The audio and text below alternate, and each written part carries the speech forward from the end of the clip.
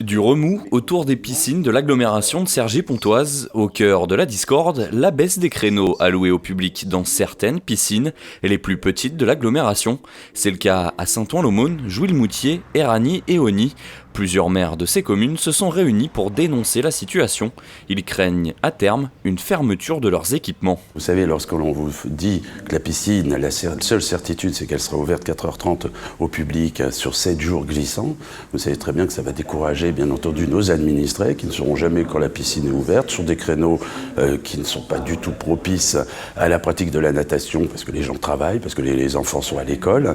Donc, en effet, aujourd'hui, on s'achemine vers une fermeture des piscines, puisqu'on nous dira que la fréquentation n'est plus là et que les piscines n'ont plus lieu d'être ouvertes, n'ont plus le besoin d'être ouvertes au public. 4h30 par semaine pour le public, contre 24 heures auparavant pour Éragny, 3h15 contre 29h à Osny. Plus que la baisse des créneaux, c'est la méthode qui a déplu aux maires concernés. Sur ce dossier des piscines, on va complètement à l'envers. Depuis le départ, il n'y a eu aucune concertation, les projets ont été faits dans le dos de tout le monde, ils nous sont posés sur la table comme un fait accompli, on doit acter, on doit approuver et ils nous disent que c'est concerté. Et c'est ça le problème.